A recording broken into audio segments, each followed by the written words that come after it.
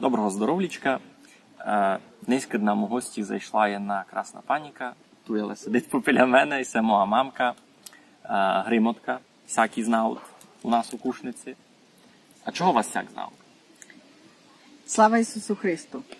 Всякні у Кушниці знають, бо фамілія Гримут у Кушниці, мій нянько був лише один.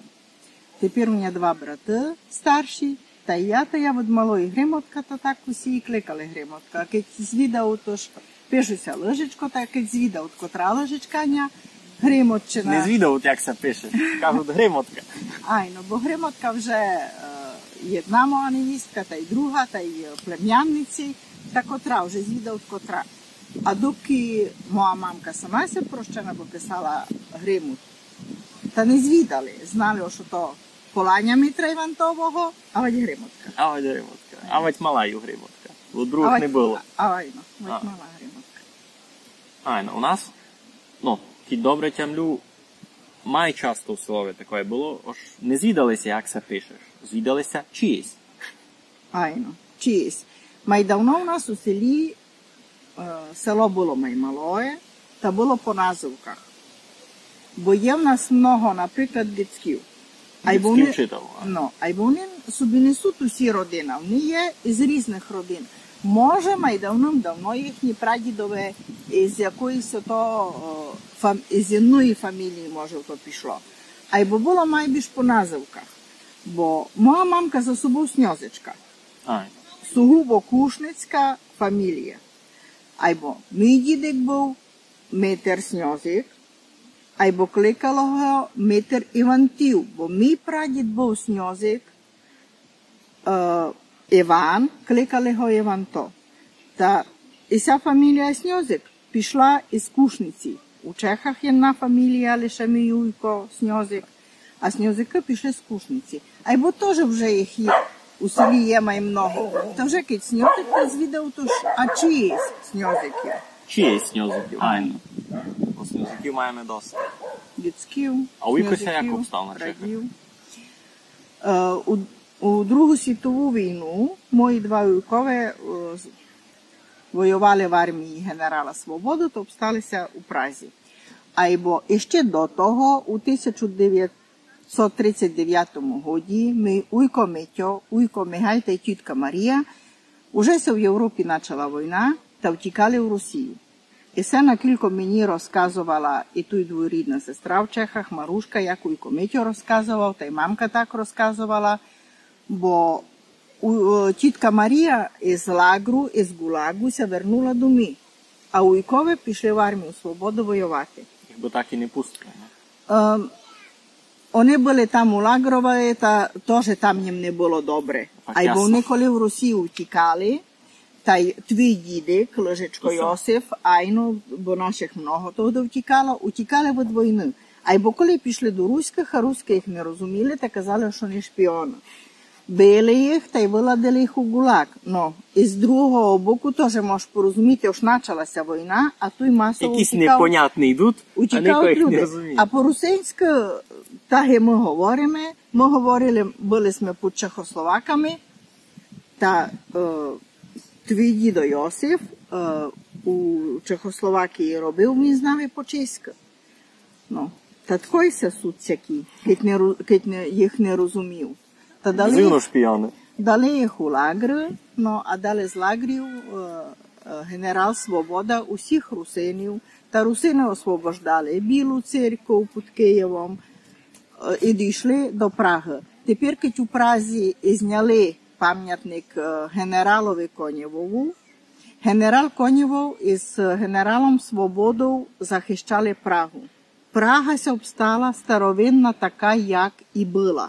Завдяки тому, що генерал Свобода майбільш давав наших русинів уперед, аби твій дідо Йосиф се розказував, аби канони, тяжкі діла не були по Празі, аби се Прага захоронила така є. А далі люди у Празі збирали гроші, аби пам'ятник Конєвову покласти. А тепер просто поступили чехи, як поступили. Зняли пам'ятник Велленим, хоча старі люди, дуже многися возмущав, тож за їхні гроші ся пам'ятник робив, клав, всякі є.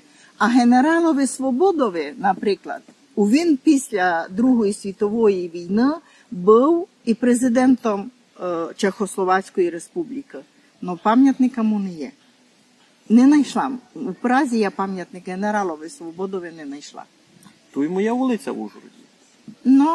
То добре. Вулиця той пам'ятник не є маленько. Не є, або хоч якась пам'ятка. У Празі я не знайшла пам'ятник генералові Свободові, хоча благодаря йому Прага ся обстала, злата Прага така, як вона є. З чимся, що хотів зазвідати, казали сте давно, ходили сте теж колядувати.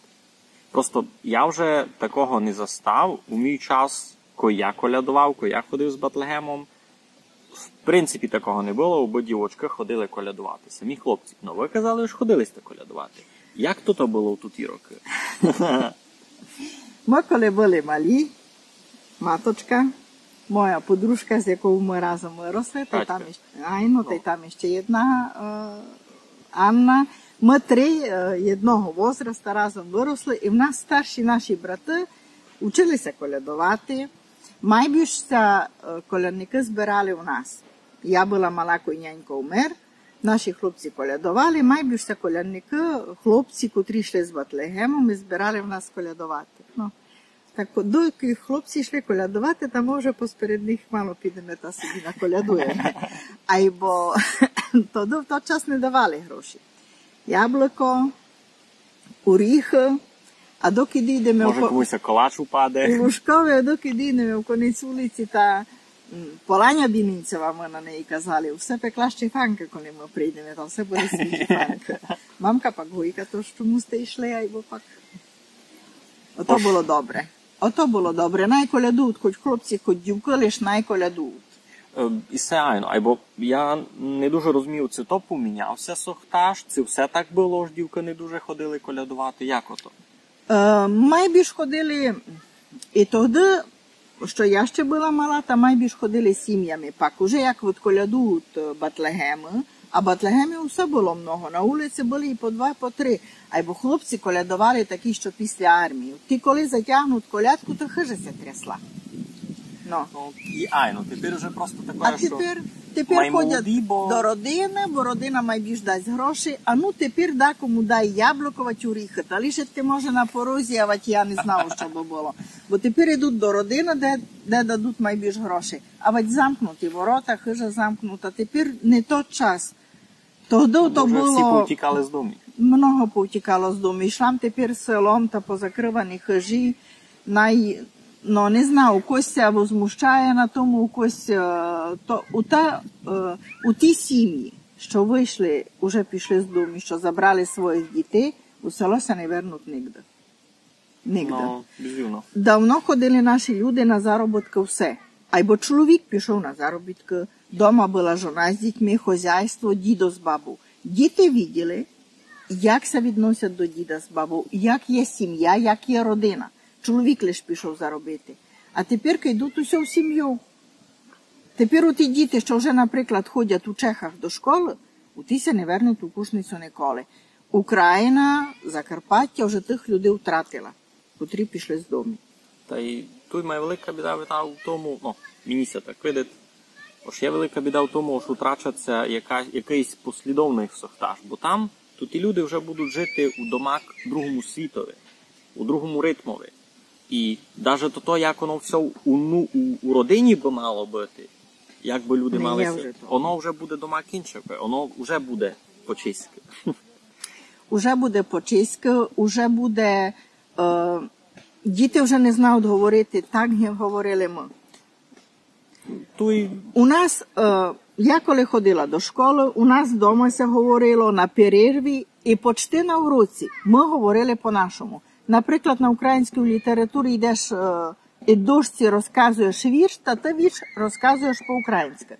Або вже на тому обговоренню вірша це якісь питання ти дає вчителька, так і повіш пару слів кушницьких, казати по-нашому, кушницьких, русинських, ніхто ти ніч не казав. Ото було само собою.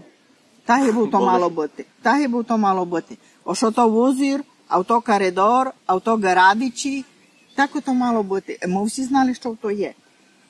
Ми се над тим не задумували, ось ми знаємо дві мови. Учимося українську, учимося руську, а й бо дома ми мали свою мову. Нам ніхто не запрещав ту мову говорити, но писати ми з нею не знали.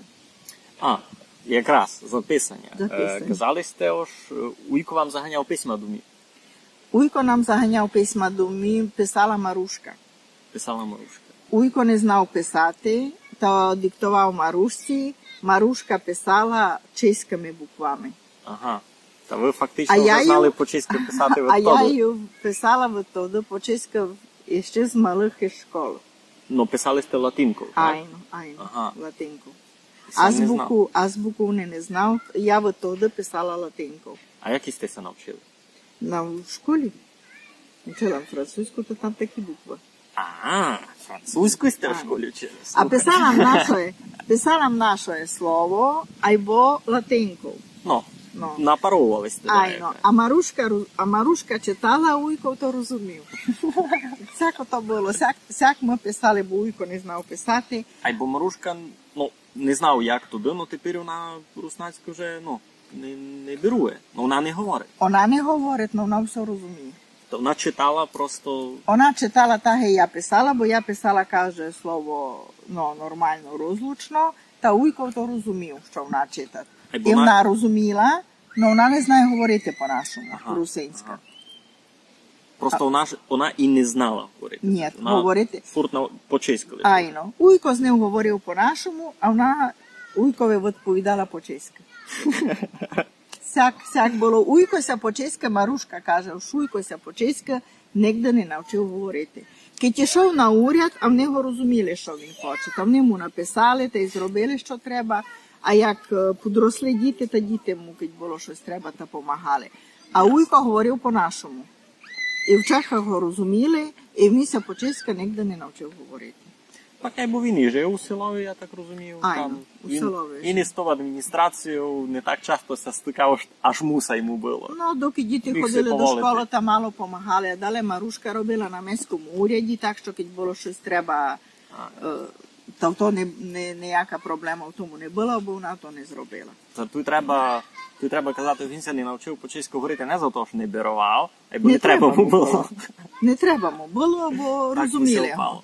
Бо розуміли його. Бо вважаю, що ми були до Другої світової війни під Чехами. Видите, в Ужгороді кілька Чехи настроїли, та й що наші люди ще з чехословаками общали. Там много того у нас є єднаково. З чимся хотів зазвідати за Фірцака? Казали, що робив у Кушниці. Розказували ми мамка моя, що у Кушниці була молочарня. Тут горі, де школа, де автошкола, там, як за рікою йти, де був тут перемітка, не перемітка,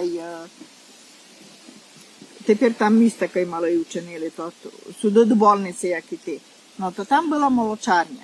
Та в тій молочарні розказувала моя мамка, що Фірцак робив. А він був дуже сильний чоловік, що знали його по всьому світові. Прийшов чоловік із машиною брати молоко у молочарню, а він одним перстом ззаду підняв кузов. Чоловік газує, а машина не йде.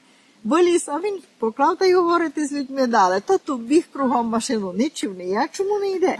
Сів зась за руль, зась газує, а він зась каже, одним перстом підняв іззаду машину. Які тут і були давно машини? Легкі видав, ма якісь, не знав. І він був сильний. Та й Кротон теж був не такий сухож, і я. Із Білок був кушницький скульптор Коля Глеба. Зробив пам'ятник Кротонові у Білках, він там стоїть, і держить у руці велике серце. А моя внучка, моя внучка у Празі каже, бабко, а чому всього пана таке велике серце? Так що в наших русинів, наші русини дуже добрі люди. Та в усіх велике серце. Ото видав я символ нашого русинського життя та й нашої ідентичності, бо русини були в суд, та й дуже се надіж будуть далі. Пак ту єсме. То єсме. Не від коня. То єсме. Оби нас влада не давила, або було.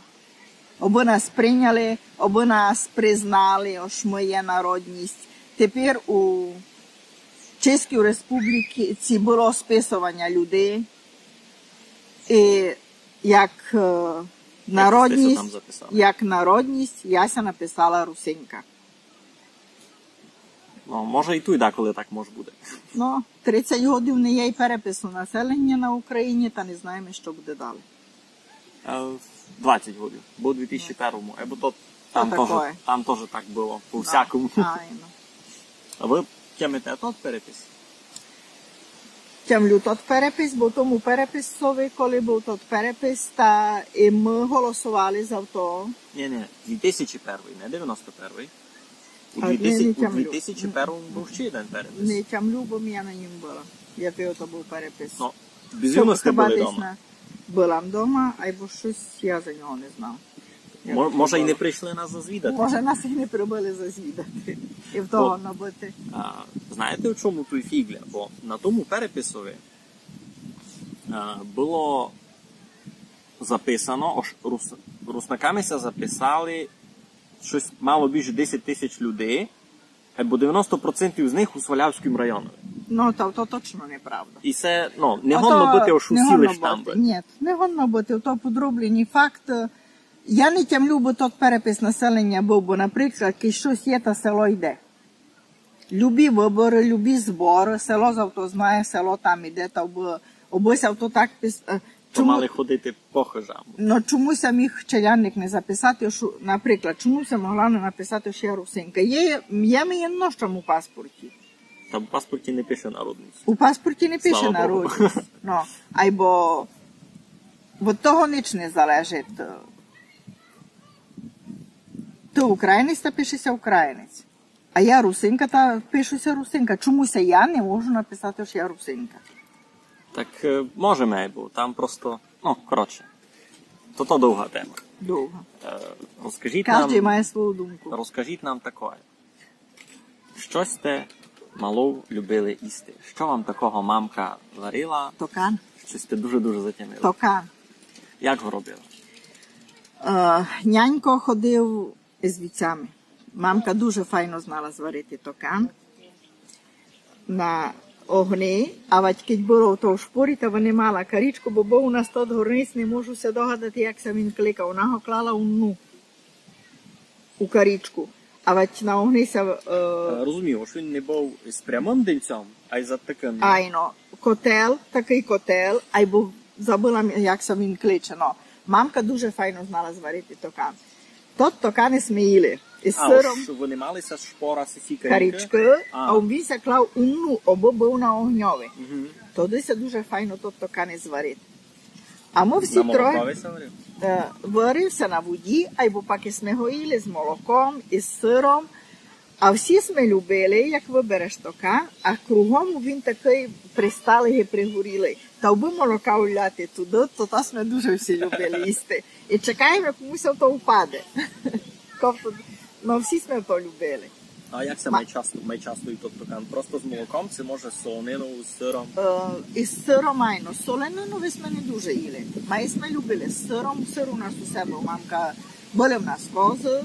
І вже потім, як нянька умер, та були в нас кози, та мамка сир чинила. Та любили ми з сиром, а з молоком. Та й були печені на шпорі. Пожарити у солонині цибулі, і сира, і парадички, та були печені на шпорі. То іда така, що видав русин на сякий віді і виросте. Були печені, та й токан, та й сир. Обов'язково у нас був сир, усе був. А коли ще у нас були віці, уже тут? Василі з ними ходили. Айно. Та тут іся віці салаш не давали? Давалися від вересня. Та до листопада, до митря. Лиш закіть осінь? Закіть школа. Та туди ми на школу давали, а доти у літі ходили з ними Василь. Но ми держали лише ягнята. та різали ми пак ягнята. А в яри? У яри ми купували. У колгозі у яри ми не держали купували. цілий гід? Ні, не держали ми цілий гід. У яри ми купували, Василь з ними ходив у літі, а восени ми давали в салаш. Много людей бралося, якщо 2 рази давали в салашку, як хотів. Лиш уже на Митря се розмітували, кажуть також, розмітуються віці. Кожен йде собі та забирає гет. Бо то були вічарі, котрі ходили з колгозькими віцями, та ще собі брали і віці, і кози сільські. Кожен були позначені на ухове. На ухо, та кожен знав, яка в нього є значка. Но бути вічарем, то дуже тяжка робота. А треба любити худобу. Перешивати, то вдома сидіти. Пси в них усе були, пси сухотять, бо і вовці їли віці. Но це дощ паде, це що б не було, або там не треба йти. Треба йти, або треба стане. доти їх треба подоїти, треба заклягати молоко і пущати їх пасти. Тяжка робота. Тепер то та професія видобувати. Тепер чуємо, як чуємо, никаємо теж пару репортажів, ось там у Рахівському районові, наприклад, ще ся май держить, або теж кажуть, що дуже бідуть, бо тут ті вічарі кажуть, що ацяк, 300 євро зароблять за місяць, та дуже добре. А то не ємно. То дуже слабо за таку роботу. Тяжка робота, дуже тяжка робота і мало плачена. І в той час не були великі зарплати, або подле тої зарплати були і ціни в магазині. Або вічарі собі з авто брали, ще з села собі добирали, та люди платили за авто. Ну, пак, я так знав, що такий сохтар, що кічеляник іде забрати сир, та мусить вічарові ще принести дещо добре. Доброго само собою, або і платили за голову, я не знав кілько. Уже тепер не знав, кілько ми то платили, або ще ми і платили за то. Та так, що вічар собі ще до того подробив. А далі і зганяли віці, та ми були у Мащаннях у колгозі, тут такой у колгозна вулиця се кликала, тут були.